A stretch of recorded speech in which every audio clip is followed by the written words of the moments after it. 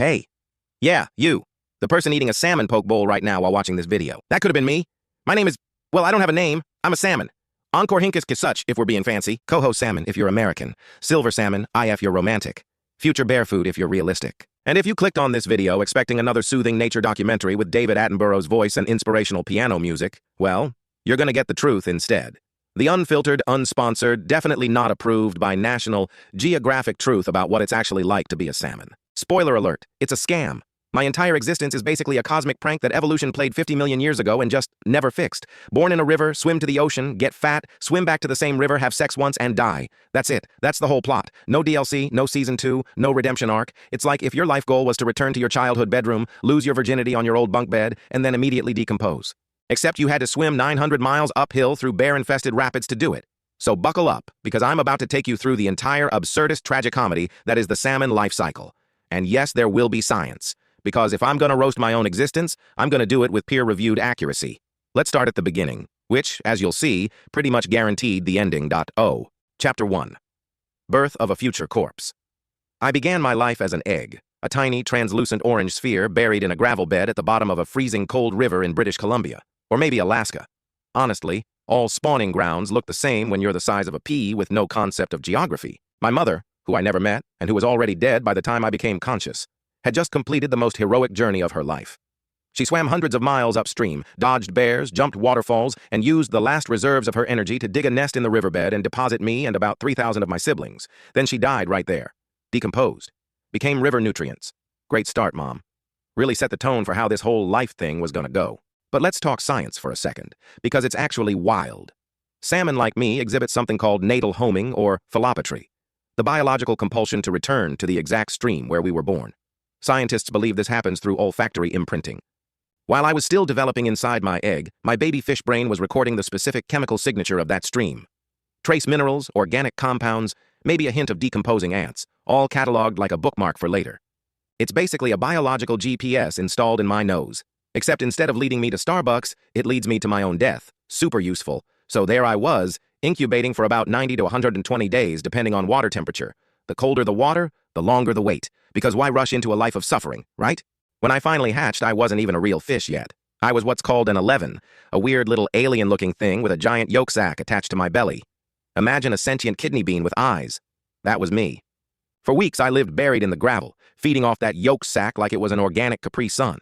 I didn't have to hunt, didn't have to think, didn't have to worry about anything except not getting crushed by shifting rocks or eaten by stoneflies. It was, retrospectively, the best time of my life. Then the yolk sac ran out, and I had to face reality. Texto Padrón. Chapter 2. Childhood is a lie. Once that yolk sac was depleted, I emerged from the gravel as what's called a fry, a tiny translucent fish with vertical dark stripes called parr marks. These stripes are camouflage, which is code for literally everything wants to eat you at this stage. Birds, bigger fish, aquatic insects with anger management issues, even other salmon when they're feeling peckish. My daily routine? Eat microscopic bugs. Don't get eaten. That's it. My entire childhood resume could be summed up as objectives, survive. Skills, panic swimming. I stayed in that river for about 1 to 2 years, depending on the species. Some of my cousins, like pink salmon, leave after a few months. Others, like Chinook, stay for 3 years. Me? I stayed just long enough to develop chronic anxiety and a dark sense of humor. During this time, I grew. My parr marks faded. My scales turned silver. My body started preparing for something called smoltification, which sounds like a Harry Potter spell but is actually way less fun. Smoltification is the physiological process where my body transforms to survive in salt water. See, freshwater and saltwater are biochemically opposite environments. In freshwater, my body absorbs water and expels salt. In saltwater, I lose water and absorb salt. Switch between them without adaptation? That's like plugging a European phone into an American outlet. Sparks, smoke, death. So my kidneys changed, my gills changed, my entire excretory system got a firmware update. I became a smolt, a teenage salmon ready to leave the river for the ocean, and I was pumped. I was like, finally, freedom, the open sea, adventure. Oh, you sweet, naive idiot fish. Chapter 3. The salty teenage years. The journey downriver was chaotic. Me and thousands of other smolts, all swimming together, following the current toward the ocean. It felt like the montage scene in a coming-of-age movie. Wind in our gills, dreams in our hearts, futures full of possibilities. Except with predators. Herons, gulls, bigger trout, seals waiting at the river mouth like bouncers at a club we weren't cool enough for. Every bend in the river was evolutionary Russian roulette. There's no gap year when you're a salmon. There's just survive or become a statistic in a marine biology textbook. And then, the ocean. The first time I hit salt water, it was surreal. My body automatically started adjusting everything. My gills went into overdrive. My kidneys switched modes. And for the first time in my life, I felt space. The ocean is vast, absurdly vast, and abundant. Plankton, krill, small fish, squid, my menu exploded. I could finally eat without looking over my shoulder every 2 seconds. Well, I still did because orcas exist, but you get the idea.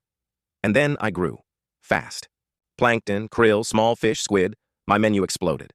I could finally eat without looking over my shoulder every 2 seconds. Well, I still did because orcas exist, but you get the idea. And then I grew. Fast. This was the golden age. My roaring 20s, if salmon had those. I migrated thousands of miles. Coho salmon like me travel along the Pacific coast, sometimes venturing as far north as Alaska's Aleutian Islands.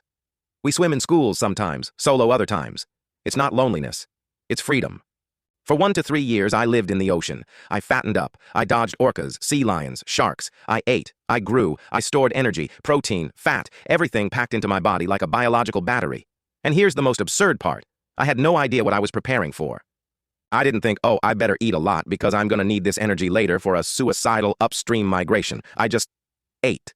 Evolution programmed my brain to accumulate resources without understanding why. Like humans saving for retirement and then realizing they'll spend it all on medical bills. Because spoiler number 3, I was going to need every ounce of that stored energy. Chapter 4, the call that no one wants to answer. One day, no idea when because salmon don't have calendars, something changed. A switch flipped in my brain, hormones surged. My body received the signal. Time to go back. Back where? To the river where I was born. Not just any river. The exact stream. The exact gravel bed where my mother dropped me and died. How did I know where that was? Great question. Wish I had a better answer. Science says it's that olfactory imprinting thing again. My nose, which had been passively recording environmental data my whole life, now functioned as a map. I could smell my home from hundreds of miles away. Specific chemical compounds, pheromones, dissolved minerals, all forming a unique signature. But here's what science doesn't explain. Why? Why on earth would I want to go back? The ocean is abundant, safe, relatively, vast. Why trade that for a shallow creek where I'm a sitting duck? Oh, right, sex. Because at the end of the day, this entire epic journey, this entire biological transformation, this entire sacrifice is just to reproduce, once, and then die. Chapter 5. The Return of the Doomed. The upstream migration is the chapter of my life that filmmakers love, because it's visually epic, dramatic, heroic even. But actually living it? It's a logistical nightmare dipped in existential dread.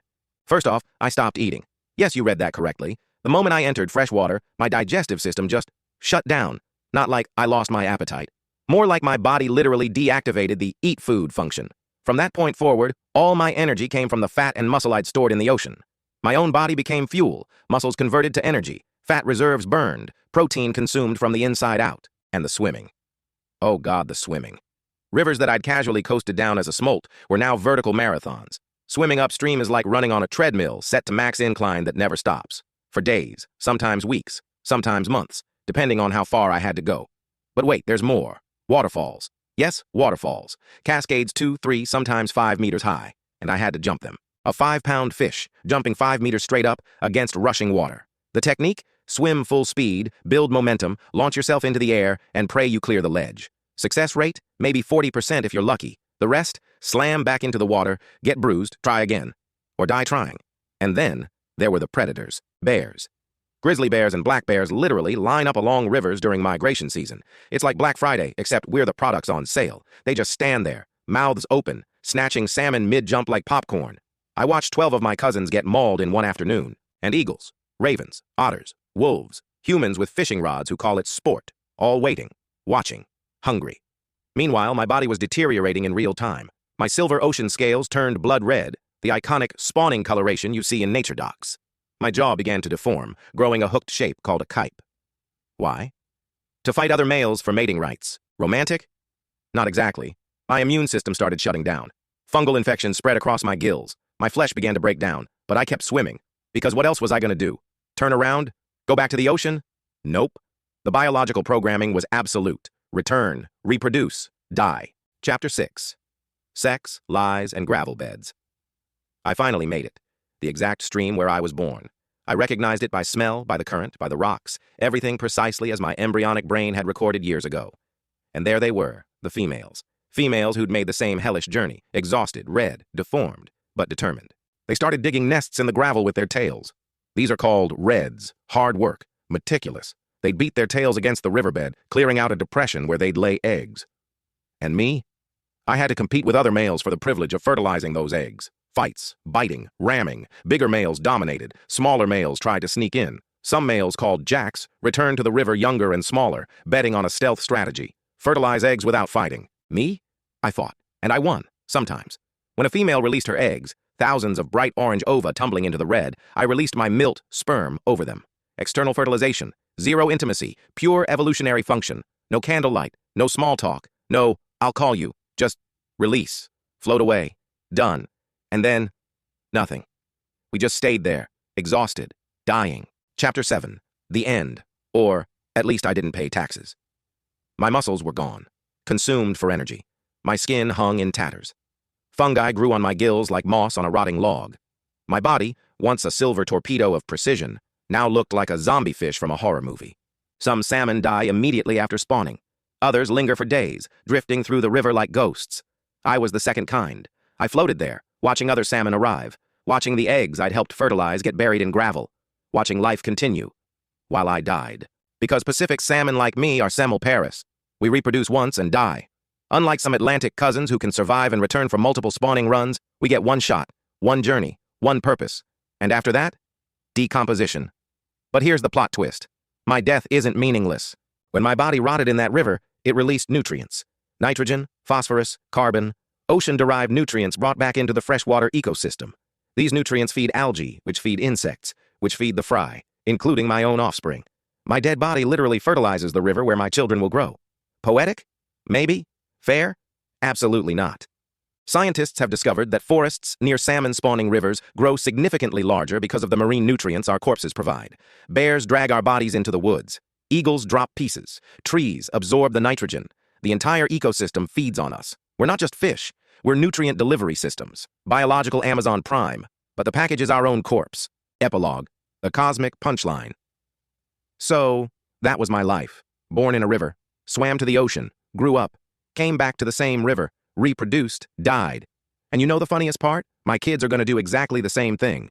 They'll hatch from those eggs, grow in this stream, migrate to the ocean, spend years getting fat, receive the absurd call, and swim back here to die. It's a cycle.